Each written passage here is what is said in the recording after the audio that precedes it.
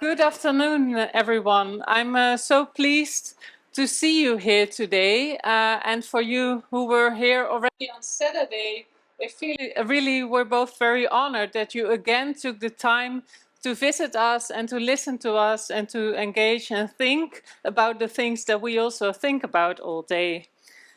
Today we'll talk, just like Saturday, but some people were not here. We'll talk about this mysterious and intriguing organ, our brain.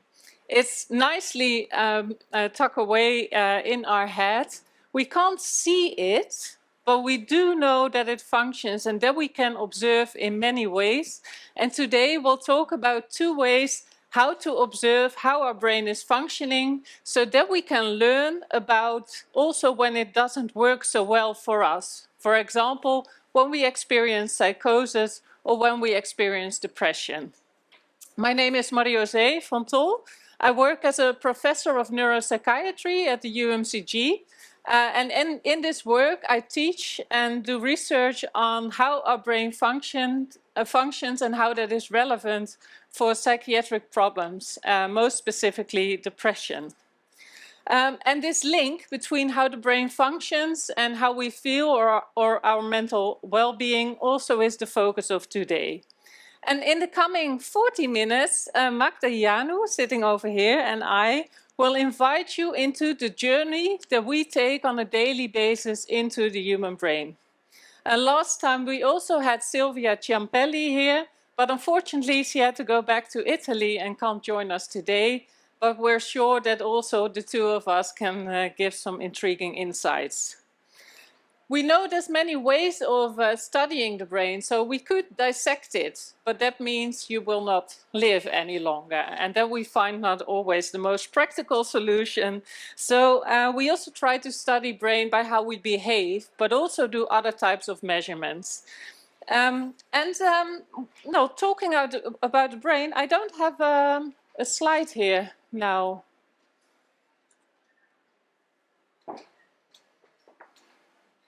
Well, I can just start because then I can see who was here on Saturday. The brain uses a lot of energy, that we know. But how many mini magnums per day does your brain need in terms of energy? Who knows? 1, 2, or 3? Who goes for 1, 2, 3? You were all here, so that's great to know. I have another question for you, and that's it's 435 kilocalories. So that's more than 4 slices of bread. I find it quite something. I have a statement for you, and I want to know: do you think it's true or false? So the larger your brain, this is not a correct sentence, but you understand what I mean. The larger your brain, the smarter you are. Who thinks this is true? Who thinks this is false?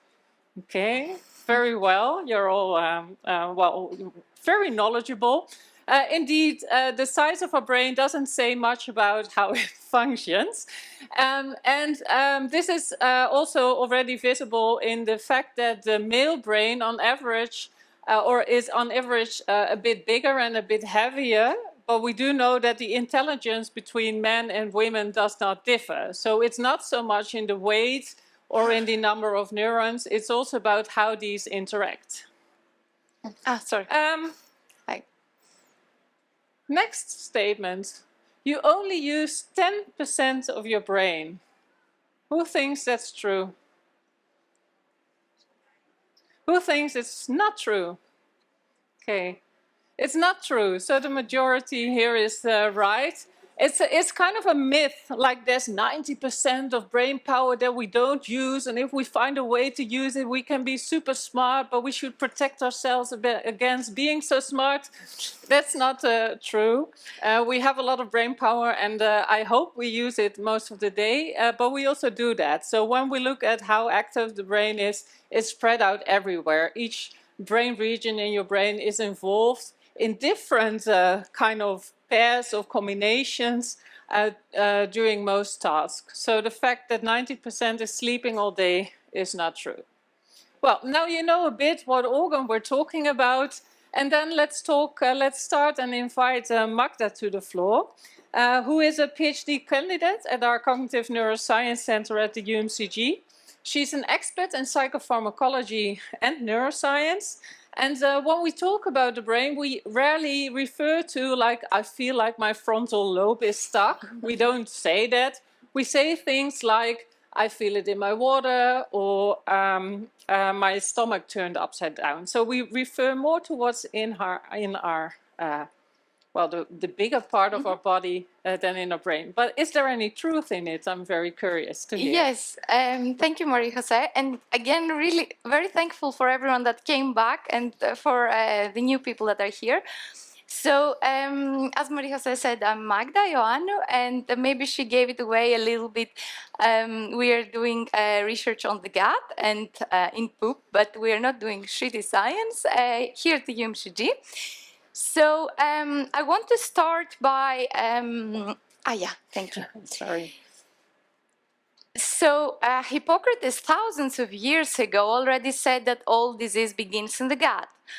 However, it was not until the last decades that we had the means and we had the research tools to prove anything. So today I'm going to actually talk to you about the science behind how what happens in our gut affects the way we feel and the way we think.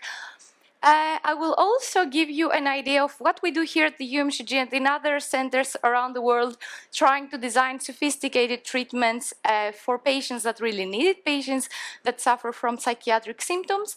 And of course, I'll give you some idea of how, by improving the health of our gut in our everyday life, we can give a little boost to our mental health. So imagine our body as a city, a major city, and then we have different parts working together, much like different neighborhoods. And imagine your brain, it's located here, as Marie-José said, and our gut are two major neighborhoods. So, as we have in cities, we have highways that connect each part with the other. So imagine we have a highway like that in our body called the gut-brain highway. That's how we call it for simplicity. And so we have cars and trucks that carry food and information in cities, but in our body we have nerves and we have substances that carry information all day long between our gut and our brain. So let's take a closer look of how this highway looks like, what kind of lanes it has. So then you get, I hope I really convince you that they are very connected and you should really take care of your gut at the end of this talk. So this is how our gut looks like. It starts from our stomach to the anus. And if we could look inside, it would look like a hollow tube or a pocket. And inside this pocket, this is all the food and drinks that end up, be it like your lunch of today, a frozen margarita you will have later, or a stroopwafel, everything ends up there. And this is where your body decides if what we want to keep and what we want to throw away. So, So once we break down our food, the so-called digestion, then the nutrients are absorbed through the gut wall and enter into the bloodstream. And from the bloodstream, they travel all the way to our brain and other organs. But today we're talking about the brain. And our brain relies heavily on nutrients. Actually, our brain relies on nutrients for every essential function it carries out. So when this lane of the gut-brain highway does not work properly, then distorted signals reach our brain. For example, imagine a diet poor in nutrients.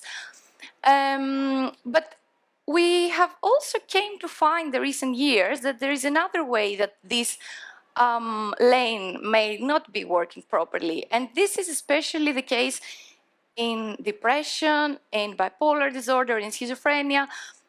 New data are coming in every day showing that this lane is not working very well in severe psychiatric disorders. So what can happen? We have seen what we call the leaky gut. So what is the leaky gut? So the leaky gut is when the wall of our gut is not, the cells are not tied very well as they're supposed to. And then you don't only have nutrients that pass through your bloodstream, but also some bigger molecules and some more harmful molecules that you don't want to reach your brain or other organs. So when this happens, distorted signals arrive to our brain that they're not very clear and positive. And then when this happens over and over again, we have what we call little injuries in the cells of our brain. So the so-called neuroinflammations, you might be familiar. If you're not, don't worry too much. Just imagine it as small little injuries in our cells in the brain. So you might be wondering, but how can you have a leaky gut in the first place? So what we know now, factors that we know that cause a leaky gut are, for example, heavy alcohol drinking or a Western-style diet, and also stress, extended stress over a long period of time. Okay, let's go to the second lane. Did you know about this? So if we said, before we said that our gut looks like a hollow tube, and if you look inside, there is a whole ecosystem at work. What is this ecosystem? So this is trillions of bacteria, viruses, and fungi. Just imagine the number for a second. So how big is this number? Imagine like the whole population living on this earth, and then multiply that by 5,000 times. So this is the number of microbes that reside in a single human gut. So what do they do there, actually? When we talk about microbes, we think about the ones that cause harm, the ones that cause disease. Those exist, we all know them, but our gut is home to a very large number of beneficial microbes. What do they do there? So what they do there is, well, let's start by saying that without them, we might not be able to digest our food, most probably, or we would have developed some very severe psychiatric disorders, or we might have not even have survived. Fun fact, a study showed that mice that grew up without beneficial microbes in their gut, they developed anxiety and depression-like behaviors. And more interestingly, when researchers repopulated the gut with beneficial microbes, the mice recovered, the animals recovered, so they were able to, they did not show this behavior anymore. Okay, they are very important, but what do they do there? We still don't know. So, these microbes, these bacteria actually are involved in the production of many substances that are used in our brain. For example, you might know about serotonin. Who knows about serotonin? Oh, wow, that's very good. Or if you don't know about serotonin, you might know about this little meme. So it's so serotonin is known as the feel-good substance of our bodies, and it's implicated in depression. So when it's insufficient in our bodies and in our brains, it has been linked to depressive symptoms. So at this point, I would just like to say that 90 to 95% of serotonin is produced in our gut, and I'm just going to leave this there. And then, when this system does not work well, the production of this brain substances is not sufficient, and then we might end up with some triggering symptoms. And now we go to the first lane. So this is the fast lane, and those are the nerves that are traveling from our brain to our gut. And imagine those as cables in the neighborhoods. They transfer information super quickly, like within seconds, from our gut to the brain. You might be familiar with the signals that travel from our brain to the gut, though. So, for example, you had a heartbreak, or you had some bad news coming to you, some loved one got sick, or and then you had a stomachache, a troubling stomachache, you felt nauseous. Did you ever anyone experience this symptom before? Yeah, so it's not a coincidence. It's actually a real phenomenon. It's scientifically proven that this happens, and this is because of this intricate connection between our gut and our brain. So there is a good thing that we can do something about it, and that's why we think this line of research is very promising, because we can easily, or at least we can try to improve our gut health. So what we do here at the UMCG, as I said before, and also in other universities, is we are trying to really demystify these signals and say, okay, this is a list of things that is happening, how we can intervene, how can we use this to design treatments for patients that really need it. And of course, these treatments are have minimal side effects compared to other treatments. So that's what we're doing every day at the UMCG and elsewhere. But also we can do something in our daily life to keep our gut healthy. And this is by eating a diet rich in beneficial microbes. Maybe you know that yogurt consists of a lot of beneficial microbes, or kefir, sometimes with cheese. But we can also feed the beneficial microbes that are already in our gut. They really like fibers. For example, products like whole grain or legumes, vegetables, fruits, and nuts. So yes, we can actually really do something to boost our mental health. So I would like to close by giving you a little insight on what we found actually at the UMCG recently, is that patients with severe psychiatric disorders, bipolar disorder and schizophrenia, spectrum disorders especially, that their gut, the bacteria that reside in their gut is different from people that don't show these symptoms. And especially there is a shift towards a bit more harmful bacteria.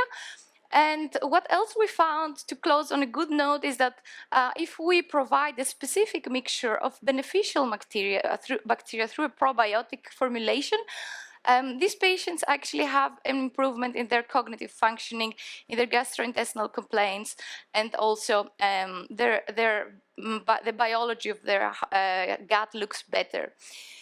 So this is all I wanted to share with you. I hope by now I have convinced you that by taking care of our gut, we're also taking care of our brain, and that if a researcher ever approaches you and asks for it, give a shit. Thank you for your attention.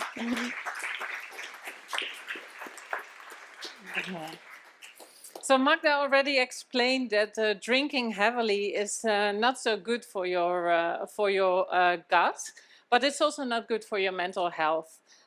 It can have a very negative effect on how we feel. So if we, for example, have a very emotional day or going through an emotional period, it's a very sensitive thing to stop drinking. We know that there's some ways we can do to take care of how we feel and of our mental health. For example, lowering what we drink, but also sleep enough, and also take care of ourselves by enjoying things and experience that there's certain things we like and we have control over. And therefore you're doing all very well. Today you decided to take care of your brain by get inspired and experience some positive feelings by learning and enjoying a beautiful arts festival such as Noorderzon. But that's unfortunately not always enough. If it doesn't help these things to keep your head up, and this endures for a period of time, we might be talking about depression. People with depression, they don't just suffer from a depressed or sad mood or don't feel well. They have a very enduring negative mood all day, every day. Also, they have difficulties experiencing pleasure or motivation, so they don't feel like doing anything. But that's not all. People with depression also suffer from sleep problems. They have difficulties eating and also often have difficulties in concentrating, suffer from recurrent, very negative thinking about themselves, such as I'm a worthless human being, and keep repeating that. And people might even think about ending their life. So they might think that they might be better off if they're not living anymore. And if all these symptoms endure for at least 2 weeks, but on average people spend half a year with all these things, and because of that they cannot continue with their normal life. So for example, considering or imagine that you're studying, you cannot keep up with that, so you either have to stop or drop some courses, you have to stop working, or maybe you can continue all this, but you don't have any energy anymore to spend time with your friends or family or take care of yourselves. If that's happening, then we might be talking about depression. And if you recognize this in yourself or in any other person, please encourage yourself or another person to see a general practitioner, share and talk about it. And also know that if you have any suicidal thoughts, that can be very disturbing for yourself. There's 113 online. That's a platform in the Netherlands. They're always available. And we know that talking about these thoughts help people, and thereby that can save lives. But there is a positive side to depression, and that is that in most people, at some point, it will get better. About 50% of people will only experience one episode in their life, but others may experience more episodes. And when people experience more episodes, it's also very common that they don't recover fully in their normal life. So they just don't feel like their old selves anymore. They can't do what they were used to do, such as that a job can feel too demanding or studying can feel too demanding. And people who don't recover fully in normal life often still feel very tired. They have problems motivating themselves. Their mood is quite often still very sad or low. And also very important, they have difficulties concentrating and focus.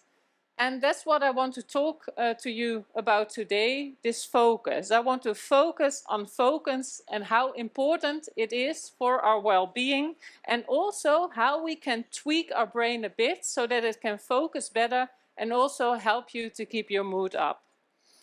Because this ability, the focus I'm talking about, is the ability to concentrate, to do some mental work. That doing the mental work is what we call in our field cognition, so cognitive functions. That's about concentration, remembering, and being flexible in your mind.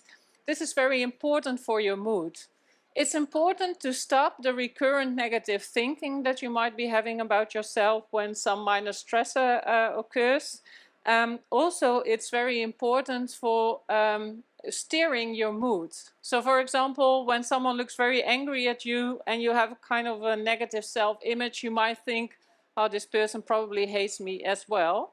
Whereas maybe this person just came from another situation that has nothing to do with you. And just thinking a bit about there might be other causes that also might have an effect on how you feel. So this shows that putting in some mental work and having other thoughts also might have an impact on how you feel. Finally, also this concentration is very important for getting things done. And usually we feel pretty good about ourselves when we get things done. So if we have a plan and we make it, then it feels like a little bingo. And that is what our brains sometimes need. So then I want to talk a bit about how we measure it, because of course this concentration, we talk about it all day and we notice when it's not so well, but how do we measure that in a very standardized way? I'd like to invite you to be my participant today. I'm going to read out some numbers, and when I'm done with the numbers, then I want you to repeat those numbers. So you can do it internally, but of course for me it's more fun if you do it very loud. So there we go.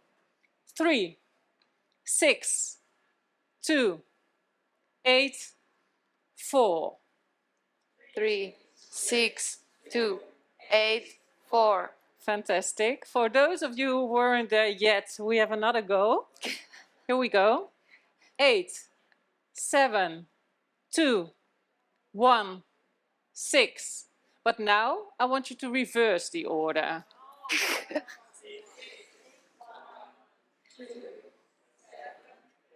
Wow, I'm super impressed. But I want to pay attention to your initial response that was, oh, many of you dropped their shoulders. They already gave up before they started. So I think I will come back to this later, but it's very important when you think, wow, this is very difficult, I might not even try it. That's a decision you make, and I'll be coming back to that later. Are we in for another neuropsychological test? Yeah, okay. You probably know from school commando pinkelen in Dutch. So when I say command, then you do what I say. If I don't say command, you don't do what I say. Okay? Please join me in commando drum. Commando hands up. Commando wave. Clap. Yeah. Most of you were very obedient, so my compliments on that.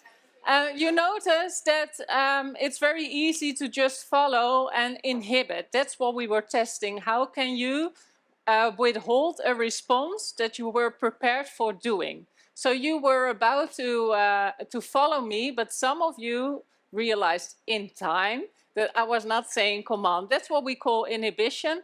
And it's of course very important for our daily life functioning, because if we're doing things and our phone rings, which happens all day long, and we get distracted all the time, we won't get anything done, and we will never have this bingo effect of getting things done. So also when you want to complete a task, you have to ignore irrelevant information. And we can, of course, test this by doing this type of studies. We can also do it by looking at how the brain works. But there's another way of how we can measure if our brain is engaged in such process, and that is by measuring the eye. Because we can look where people look at. That's, of course, a very simple way of seeing where people have their literal focus. But we can also look at how big the pupil is, because the pupil is an indicator of our autonomous nervous system. It responds to light, of course. When it's very light, then it will shrinken a bit. But if something is very relevant, then also your pupil will show a response. It will get a bit bigger. But also when things are very difficult and ask for hard mental work, also your pupil will get a bit bigger. And that is responding, or that's reflecting activation of a nucleus or a part of the brain deep in our brain stem. This is our brain stem. It comes just from our spine. And there's a center that regulates our arousal and how awake we are. And that's, of course, very important to where we pay attention to. And that's regulated by brain regions in the front of the brain that are very important for our behavioral regulation. So also in our eye, we can get an idea of how our brain functions. And that's very relevant for depression as well, because we've seen that the pupil widens less if people are thinking about a potential positive outcome. So when you are about to do something, you usually will be thinking about, what will this lead to? Is this good for me? Is this good for my survival? Will I, for example, if you want to have a meal, for example, is a very primary reward to yourself. If you don't foresee that you will like such events or a nice dinner, then you will also not put in the effort of making it. So that's why also this anticipation of rewards, that's a very relevant dimension of depression. And I want to show, or want to focus a bit more on how relevant this is for tweaking our own brain and making sure that we focus a bit more. Because putting in mental work, we usually don't like. You all saw it in your own response. You also, when you, for example, taking a course, I don't know if you once in a while take a course and the study book is this thick, or you see a PDF is 237 pages, you will think, maybe later, not now. But if you know that this 237-page PDF will give you the job you really want, or it will give you a certain access to a holiday you really want, then you will put in the work. So what the benefit is of investing the work has an effect on your ability to concentrate. And that is very important. I have some very nice signs, because sometimes it's nicer to not have slides. There is what we do all the time is that we make, in principle, a cost-benefit analysis of everything we have to do. Like I said, if you have to read this PDF, but it's very important to you, so it has a big personal value to you, this might lead for you to decide to mentally engage, to put in this work. But also, that's not the only thing. You will estimate how much work it is and if you have that energy available. If you have been working a whole week and it's Friday night and you know you have to get up very early, then also this will kind of influence the decision whether you will focus at that time or not. Finally, whether this will lead to success, so for example, whether reading this page or this very large document will indeed lead to you getting the job. If the chance is only 1 in a million, then the chance is also that you think, I won't even start. So I want to be clear, or what I want to express is for you to engage is not just a matter of whether you can do it or not. It's a decision. It's a decision based on how important the outcome of what you're about to do is, how much effort, how much energy it costs, and how much control you experience over the outcome. And I think these are, especially in depression, very important, because people have difficulties feeling positive feelings. So also feeling positive outcomes is very difficult. This may also lead to people not putting in the mental work. Also, people with depression often feel very tired, and because of the low mood also overestimate how hard work it will be. So again, this might lead to not engage and not getting a positive outcome. And finally, because people often think very negative about themselves, such as, no matter what I do, I will always fail, this also already will kind of lower the ability or your estimate of that putting in the work will lead to what you find so desirable. So that is what my research will be about the coming years, whether if we can influence this value aspect of making decisions, of putting in hard mental work, can help people in keeping their moods up and make them less vulnerable for relapsing depression. For you, it's very important if you feel low energy, lack of motivation, also think about, do I do the things that I find very important? Is it too much for me? And do I think I can make it? Because these are kind of 3 things that you also can manipulate by making a very good planning of things you find important. And thereby, it may work to better engage your brain and have a larger success experience. And that is, of course, what we like, to getting things done. So this is what I wanted to share about depression, and this is what Magda wanted to share about the brain. We just wanted to show that it's, of course, there's so many sides to psychiatric problems about mood and other symptoms, and there's also many ways we can study it. And these are just 2 directions. We try to combine them all to make or solve the puzzle. We're not there yet, but all together we work towards how we can help each individual best in treating the things that they suffer from, and also make sure that we prevent all these really nasty disorders that kind of make it impossible to make of your life what you had in mind. So thank you very much again for your attention. If you like these kind of talks about the brain, know that we also organize movies in a forum. It's called Marvelous Mind. Every 6 weeks, I believe, we display a movie, and it's introduced by a neuroscientist from our group. And then you can talk and ask all questions. And the next one will be about dementia. I hope to see you again, and I think we have to move quickly because the program is full and we're an extra program element.